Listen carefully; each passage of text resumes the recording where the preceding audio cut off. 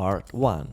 I'm gonna become a dad in 1-2 weeks. I'm 22. It's gonna be a girl. Man, drop some wisdom. I want to learn from other fathers' experience. How do you become a great dad? Love your daughter, but love your wife even more. Don't forget to give her time to rest. Motherhood is hard work.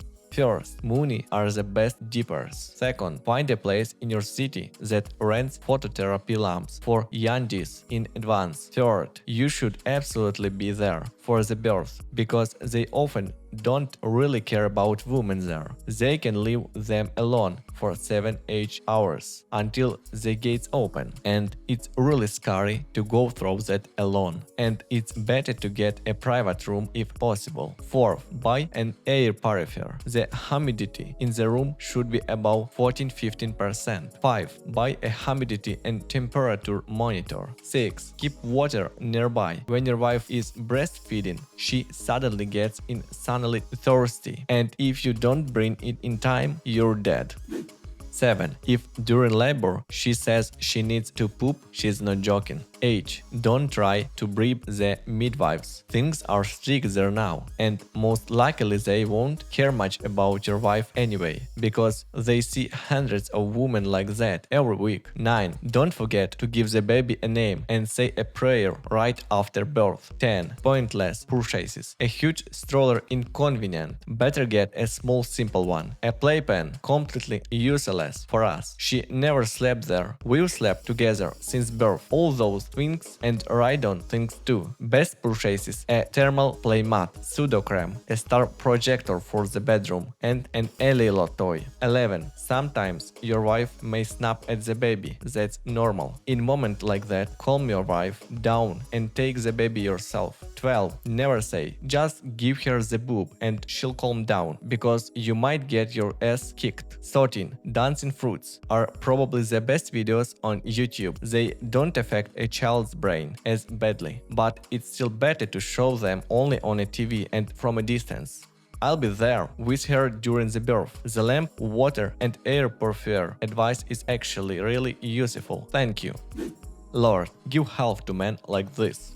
First, dippers are very individual. My older daughter was allergic to Huggies, so we bought different Japanese and Chinese brands, but for the younger one, Huggies turned out to be the best option. 3. That's individual too. Summer is coming soon, so regularly sunlight will probably be enough. 4. 100% yes. Partner birth is a must, because women in maternity hospitals are often treated horribly. Plus, later you'll be able to joke. If you haven't given birth, you're not a real man. Humidifiers are a real pain in the ass and basically a breeding ground for bacteria, because they need distilled water and are hard to clean properly.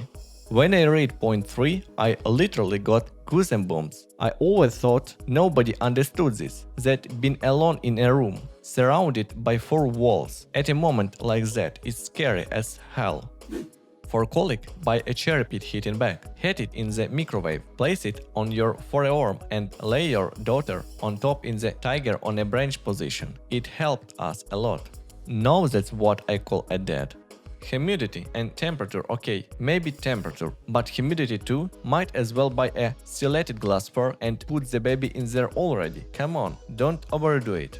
You're wrong about that. Kids have very sensitive mucous membranes. And okay, in summer it's whatever, but during heating season, indoor air gets insanely dry, and that seriously increases the risk of infections.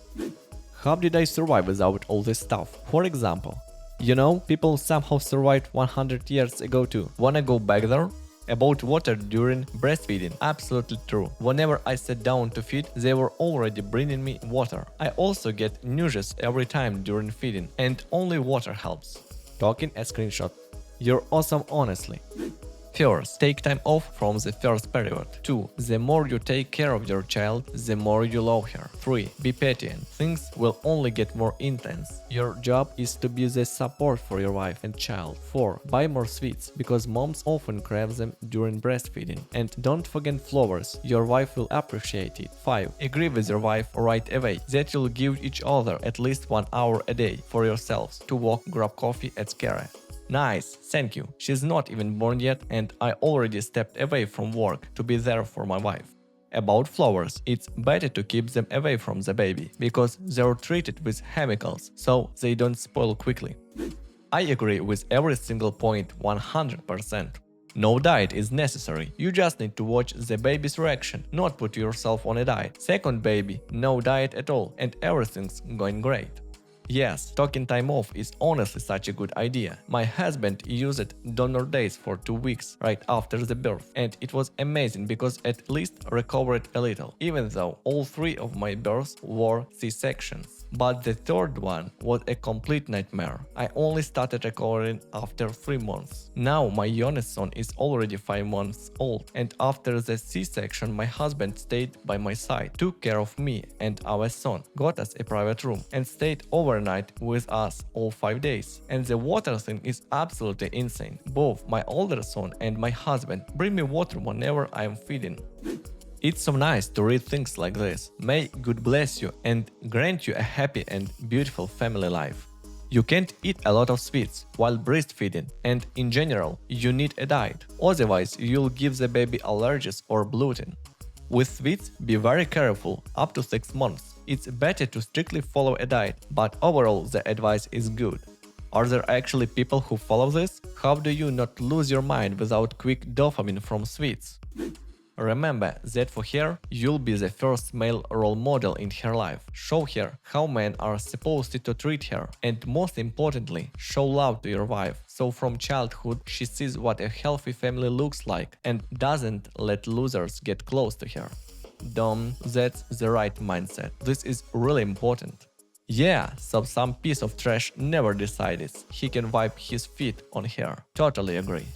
Golden words. Kids absorb everything like a sponge. And what if the father left when she was 8 months old and he already has a new girlfriend? I can only imagine what's going to be in my daughter's head once she starts understanding all of this. The first male role model in a child's life can also be a grandfather, a stepfather, a coach, or even an actor from a movie. A child will always find someone to look up to. The main thing is that it's a good person. Her grandpa is the best, and actually he's my stepfather. He's already given her more than her biological father would have. The main thing, remember that the only thing you really can do is breastfeeding. In everything else, you should be completely interchangeable parents. I also recommend being there for the birth. And take care of your wife. Postpartum depression is a scary thing. She may need help defending her personal boundaries from relatives who know better. Read Komorowski. It's too late to just go to the birth, you need to prepare for it. But otherwise everything is on point. Ideally, you should free her from everything except breastfeeding. Take time off, even unpaid, if you have to. And one more thing, you have to constantly cuddle your daughter and talk to her. You'll see how she starts responding to you.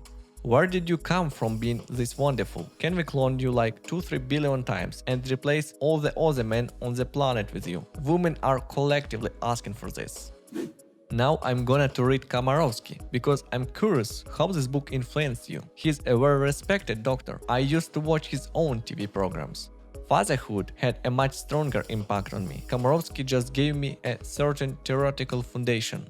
Exactly, so it means that for me as a mother may be good willing in 5 years, this foundation will be useful too. It's really heartwarming to see a reasonable comment from a good man. Thank you for sharing your wisdom. Advice from a mother of 3 children. Our family has been together for 18 years already. Hope you won't ignore it. First of all, thank you for actually looking for information. Second, after the birth, give more attention to your wife. A baby is wonderful, but if the mother feels bad and lacks help and care, in the end everyone will suffer. Third, give the mom as much help and rest as possible during the first 40 days. And if you want to give her a real gift of care, look into postpartum clothing rituals. There are many specialists now. It's a kind of physical and physiological therapy. Fourth, hormonal surges are absolutely hell. I only truly felt it during my 3rd pregnancy. You're having an emotional verbal breakdown in the form of a hysterical outburst, and you realized it in the moment. You understand it's happening for no real reason, but you still can't stop. Just hug your wife, give her more rest, and give her what she asks for. Fifth, hormones can seriously affect libido. Gently discuss it with each other. If any problems come up, I only experienced this after my C-section, and the reason wasn't the birth itself. Sixth, protect your family from intrusive intention and advice from older relatives. They raised children a very long time ago, and nobody knows or feels your child better than the mother. Yes, we're grateful, but we have our own path. And lastly, separate from your parents. This is seriously one of the biggest problems nowadays. If your goal is to build a strong and physiologically healthy family, then accept that your wife is now the most important woman in your life, and you are the most important man in hers. Your mother is, of course, your mother, but you won't be sleeping with her. That's for poor facts, nothing to add. You almost made me cry, thank you. God, I read the messages from normal dads, and maybe all hope isn't lost for this world after all. God, where did I end up? Is this some kind of rain? No, a wool downpour of real men I'm genuinely touched. Don't see your daughter as a student, see her as a wise teacher. She'll teach you a lot. The main thing is to be ready for it. I'm so touched by the advice from these men. They are such wonderful dads gathered here. As a woman, I'll say this: don't leave your daughter alone with men, even if they're nephews, brothers, or friends. You can't even imagine how many women have experienced abuse but never told their relatives or husbands about it. Most abuse is committed by people close to the family. In our family, 4 children suffered because of my aunt's nice and funny husband, including me, and they only know about one girl, because she broke down crying and blurted it out. Totally agree, no babysitters in the form of older neighbor boys, no uncles, family, friends, or good, forgive me, grandfathers. It's not an insult, it's a statistics. Sadly, even relatives do things like that. I had 2 situations like that myself. It's awful, but don't scare him in advance. This is about safety, not fear. Fathers, brothers, uncles, and grandfathers are most often the ones who take advantage of children's trust and vulnerability. The chances of it being some random stranger or even a family friend are much lower. Also, the underwear rule should be taught from the earliest years, and in general it's worth learning the basics of sex education for every age group, not so much as preparation for intimacy, but as a way to teach a child to understand when they're in danger and what they should immediately tell their parents about.